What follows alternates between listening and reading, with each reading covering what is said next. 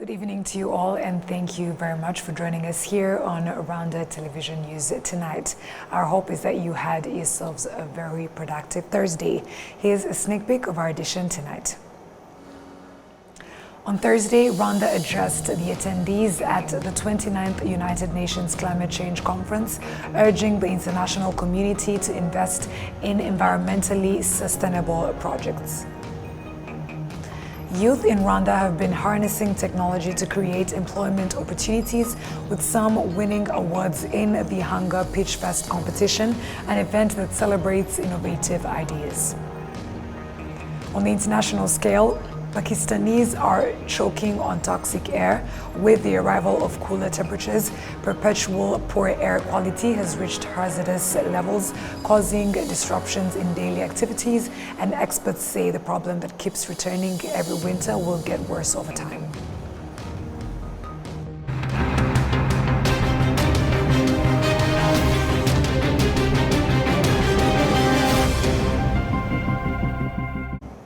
Once again, we're glad to have your company tonight, coming to you straight from the heart of Africa, Kigali, and our bringing you the news tonight is Martina Abera. Let us kick things off by informing you that on Thursday, Rwanda addressed the attendees at the 29th United Nations Climate Change Conference, COP29, urging the international community to invest in environmentally sustainable projects. Rwanda highlighted the severe impacts it has faced from climate change over the past 2 years, which have led the nation to intensify its support for and facilitation of eco-friendly investments. The fourth day of COP29, designated as Finance Day, focused on discussions about financing environmental conservation projects. Rwanda took this opportunity to showcase some of the losses it has endured due to climate change over the last 2 years, including the tragic loss of lives. 22, some studies were done, and it showed that climate-related disasters cost an estimated amount of $300 million, and this led to the loss of this led to damage to property, crops, livestock, and this was in 2022. But just in one day, last year in May 1st, 2023, in just 24 hours, Rwanda experienced catastrophic flash floods, landslides, and mud floods, leading to a loss of 135 people, as well as infrastructure damage worth more than 415 million.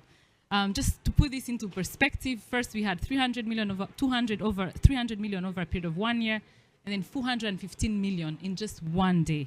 So what does this mean for the government of Rwanda? We really don't have a choice but to place climate change at the center of our development, because we can choose to develop in an unsustainable manner, but we do know that that will not, we will have significant challenges. So there's the human impact. We also, a study by the World Bank showed that if we continue doing business as usual, we risk losing between 5 to 7% loss of our GDP annually. So this obviously places a huge debt burden, as a developing country. We also have different needs. We have the health sector, we have to address education. So if there's this burden that adds on, which is being as a result of climate change impacts, this is serious. It's a serious debt burden. Rwandan delegates emphasized that the country is open to investment opportunities and offers numerous areas for sustainable projects. Rwanda's Minister of Environment, Dr. Uwamariya Valentine, specifically invited investors across all sectors to support existing and future environmental conservation initiatives in Rwanda.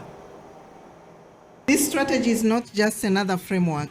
It is a targeted action plan, one that commits Rwanda to measurable goals for climate resilience, emissions reduction, and biodiversity protection. The Climate and Nature Finance Strategy lays out clear pathways to mobilize the funding and investment we need to drive these outcomes by securing both public and private finance, but also tapping into international climate funds. Today's discussion have underlined just how essential it is to mobilize funding across all sectors, public, private, and even global. The CNFS is designed to unlock finance at every level. We will use diverse tools to achieve this, as presented by the CEO, including innovative mechanisms such as green bonds, carbon markets, and sustainability-linked bonds, as well as the green taxonomy we introduced to set clear guidelines on what constitutes sustainable investment in Rwanda.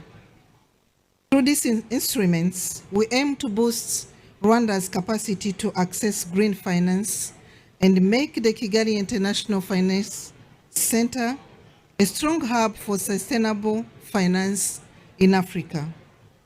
A critical component of this strategy is the active role of the private sector.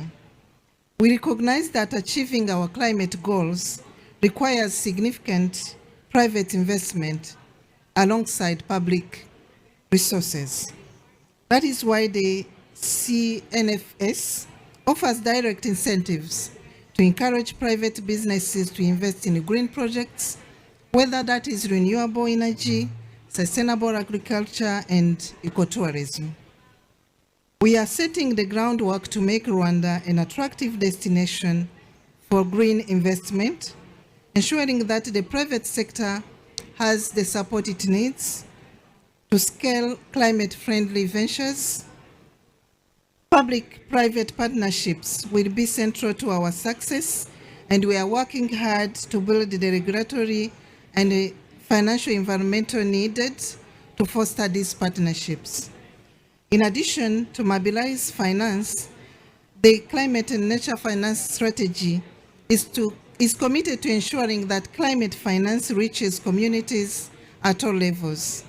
By using blended finance models, where public funds are combined with private investment, we aim to support community-led projects that directly improve lives and build resilience. Each year, approximately 5.4% of Rwanda's national budget is dedicated to environmental and protection climate adaptation. Projects indicate that by 2030, Rwanda will need an estimated $11 billion to support its environmental initiatives, with 40% expected from domestic sources and 60% from international funding and investment. Rwanda remains committed to supporting and investing in conservation projects, both existing and emerging. Moving over to the youth. Youth in Rwanda have been harnessing technology to create employment opportunities, with some winning awards in the Hunger Pitch Fest competition, an event that celebrates innovative ideas. Since the event, Sync Events, a company offering event planning services through its online platform, won the top prize in the 2024 Hunger Pitch Fest, securing a 50 million Rwandan francs award. Represented by Cedric Mupenzi, Sync Events has organized over 700 events within its first 10 months, averaging 40 to 60 events monthly and serving around 10,000 users weekly. The 50 million Rwandan francs prize will help them expand its operations. Afia Wave, which focuses on creating medical tools for imaging internal body organs, came in third, receiving 15 million Rwandan francs. And the team's strength lies in its multidisciplinary approach, combining medical, technological, and business expertise. 5 entrepreneurs made it to the Hunger Pitch Fest final, with the top-ranked winner receiving 50 million Rwandan francs, the runner-up receiving 20 million, and the third place coming up with 15 million, and fourth and fifth places each awarded 12.5 million. Moving on, experts in international education and tutors in local schools have highlighted that Rwanda's education system is improving significantly after the decision was made to invest more in the country's teacher training colleges. We have more on this report through Enora Gladys. This high-profile visit aims to enhance understanding of Rwanda's foundational learning initiatives, where students should be controlled and even do an overseeing of how students are learning, what kind of education they are getting to become good tutors in the future. We are learning very well, and our teacher, they always help us and encourage us how can be a good teacher as a future teacher. And now we are working whatever which can give us an opportunity, we can accomplish our goal successfully. The Global Education Director in the World Bank, Louis Benveniste, emphasizes that these students, after all, they even have enthusiasm. They are really eager to get the right education as they want. He also emphasized that these students are really getting a very high level of education in relation with what is required as teachers in the future.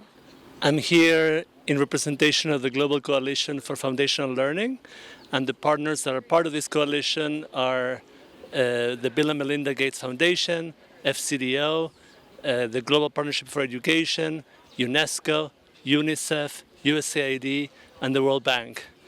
We are strong believers about the importance of foundational learning. That means the critical importance of those key elements of an education, which are early numeracy, early literacy, and strong social-emotional skills, as the core foundation that enables all future learning. And we're here to really engage with government officials, with educators, with students, with teachers, with tutors, to really see the huge commitment that Rwanda has made in terms of ensuring that every child, that every boy and every girl really acquires those fundamental skills that will enable them to have a rich, productive, happy life. We spent here today at the Nyamata Teacher Training College really watching how the next generation of teachers are being prepared for the really important role of being those leaders, those enablers of learning. And we are very excited to see how the enthusiasm, the commitment, the joy that they're bringing to the classroom, both teachers and students.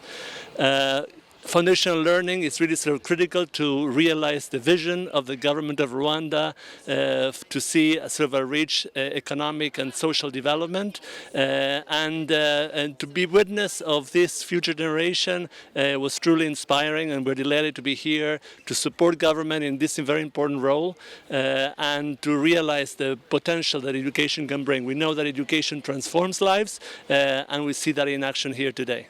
This visit comes after the government of Rwanda has been initiating various programs to improve quality learning in teacher training colleges, including motivating teacher training colleges students by sponsoring a part of their tuition fee, whereby 50% is paid by the government. Enora Gladys, RwandaTV News. Thank you, Enora Gladys, for that report. The Rwanda Defense Force leadership has extended its condolences and support to the families of those who lost their lives during a tragic incident on the 13th of November 2024 in Karambi sector, Nyamasheke district. The altercation involved a soldier who, during a confrontation with a local shopkeeper, opened fire, resulting in the deaths of 5 people and injured 1. The final farewell for the deceased took place on Thursday, attended by regional and military officials who offered their sympathy and pledged continued support to the grieving families. Major General Eugene Hubito, the RDF commander in the Western Province, emphasized that the soldier acted independently and not in line with the core values upheld by the RDF. Family members expressed gratitude for the support from local and security authorities who assisted them throughout the burial process. The soldier responsible was apprehended with the cooperation of local residents who have a history of collaboration with the RDF in community development efforts. The Western Province Governor Lambert Dushimimana acknowledged the tragedy as a loss to the country and encouraged the community to maintain trust in security forces, reaffirming that the government and RDF will continue to stand by the affected families. The 5 victims shot in the early hours of November 13 were laid to rest today in an emotional ceremony in Karimbi's Rusharara cell.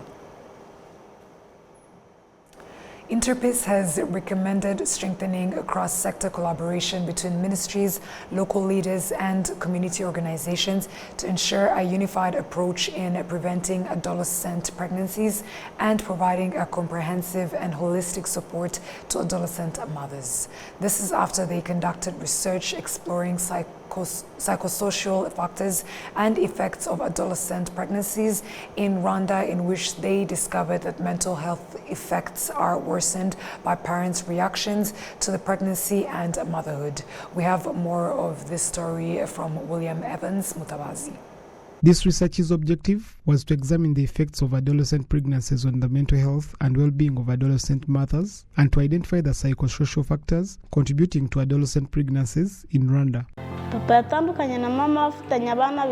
My parents separated when my sibling and I were very young, and they sent us to live with our grandmother. I later found something to do to support myself and my grandmother, who would refuse to open for me when I returned home late from work. As a result, I started staying out with my friends drinking. Before long, I met a man who offered me 5,300 francs to have sex with me. 3 days later, I felt changes in my stomach, which made me take a strip test and found I was pregnant. According to this research, physical coercion by authoritarian parents is linked to a higher likelihood of adolescent pregnancies, with a 7% increased chance for those experiencing this parenting style to fall victims. Z'abangavu bari munsi y'imyaka y'ubukure. Teenage pregnancies cause mental health issues to these young mothers, and sometimes these teenagers end up in such circumstances because they are suffering such issues in the first place. We need to be supportive to these groups and offer them all the help they need. Tugomba no kubegera ndetse tukanabafasha kujya kubageza ku nzego za First is to integrate psychosocial support in the services offered to these teenagers. Second is to make it easy, accessible for teenagers and adolescents to get information about sexual and reproductive health, but also to provide support for those that have been unfortunately gotten pregnant. The report also revealed that 32.7% of adolescent mothers show post-traumatic stress disorder symptoms, while moderate depression affects 30.1% of these adolescent mothers. William Evans, Mtabazi, RTV News. Thank you, William Evans, for that report. In the near future, all notaries in Rwanda, both in the public and the private sectors, will begin using trusted digital technology known as e-stamp and e-notary. This system will help safeguard the authenticity of documents, ensure efficient service delivery, and protect citizens' information. Constante Rwigema, the Director General of Quality Assurance at the Ministry of Justice, stated that this technology will enhance the handling of land and immovable property services, where issues such as fraud and disputes over document authenticity are common. Notaries are also welcoming this initiative as it will speed up citizen services and provide a significant advantage by resolving many issues that were previously handled by Irembo staff or local government leaders. Sylvain Muyombano, acting head of the Land Administration Department at the Rwanda Land Management Authority, mentioned that this program will increase trust in land-related services. E-stamp and e-notary are expected to be operational within a year, with anticipated improvements in service delivery across government and private sectors, reducing fraud and enhancing document reliability.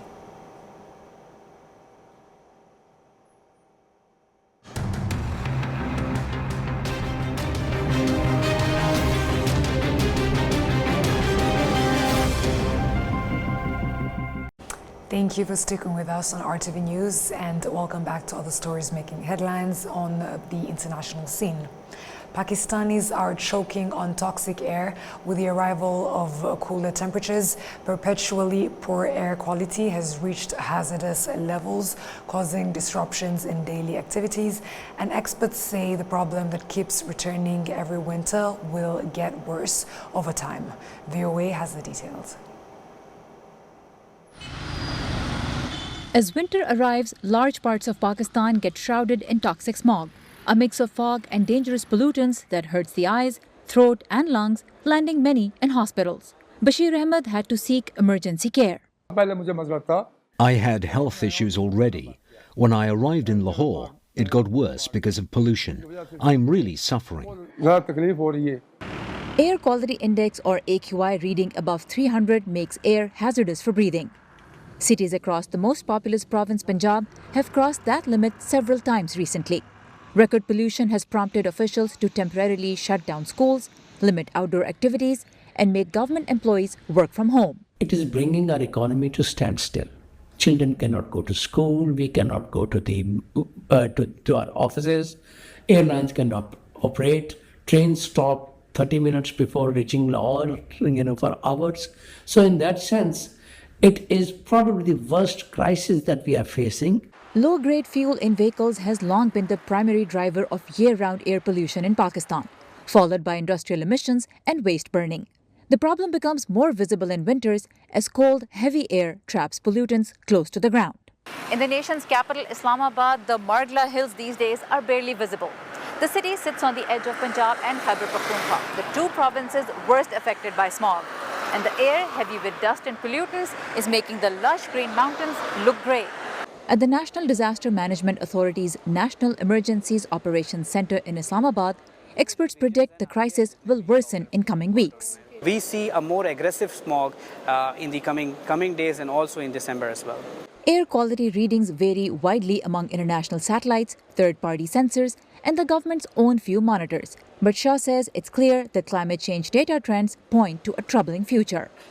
We know that every year it will be more warmer than the previous year, so the future is more scary in terms of smog. Sheikh says Pakistan needs long-term solutions and not temporary curbs. First is the public transportation. Second is the improving quality of fuel. Third, making a quick transition towards decarbonizing our economy. Pakistan's environmental officials say they are making strides as the province introduces a 10-year smog reduction plan. We are installing emissions control system on every industrial unit that is using boilers. We are inspecting new cars for emissions. For the first time, the government of Punjab is going to check the quality of fuel that is for sale. Health officials in Punjab say doctors have treated over 1.8 million patients with respiratory illnesses since mid-October. Still, few wear masks despite government orders. Breathing toxic air is reducing life expectancy in Pakistan by almost 4 years, according to the Air Quality Life Index at the University of Chicago. As smog continues to hang over densely populated areas, Pakistanis may have to brace for many more sick days. Sara Zaman, VOA News, Islamabad. Heading over to the COP29 summit, hundreds of world leaders, including African presidents, are gathered in Baku, Azerbaijan for the COP29 summit, calling for action in combating global warming and for using the loss and damages fund to assist developing countries offset economic and non-economic losses caused by climate change, such as droughts and rising sea levels. VOA once more. Well, in a sense, I think the language of the alarm bell has been used for decades now. So if we want to use the same metaphor, then I would say that we have been ringing this bell for a very long time. And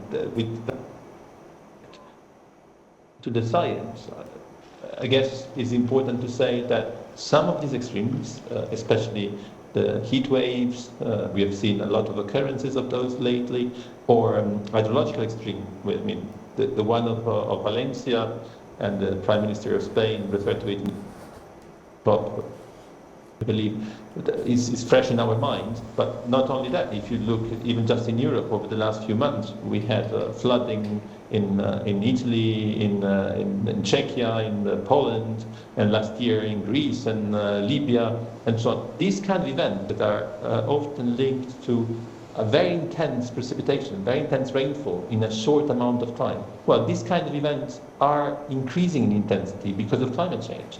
The science is quite clear on that, and actually the science behind is probably a century and a half old. So it's quite strong, that link. And if we want to base our decisions on evidence, then I think there is something to be alarmed, because these are likely to go worse from now on with the increasing temperature globally.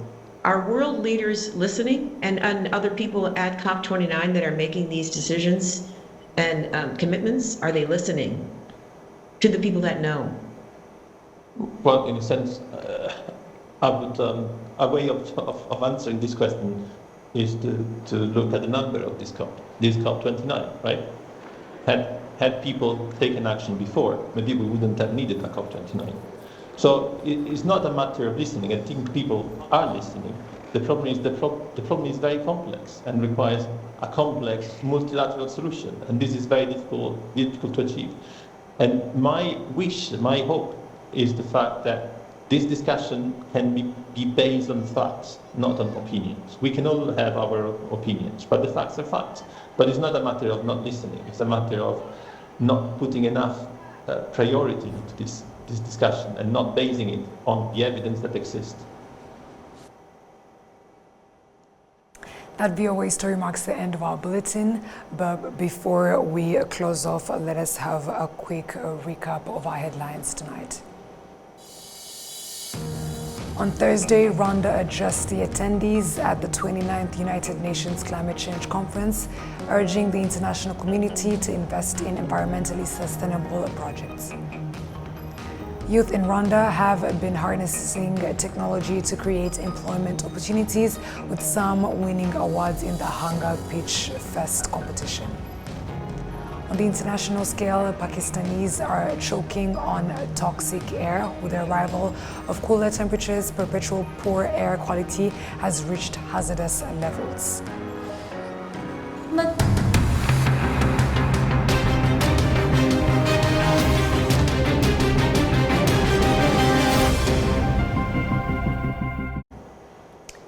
And on behalf of the news production team as well as the technical team, thank you very much for sticking with us on RwandaTV News. My name's Martina Abera. Stay safe and have a great night.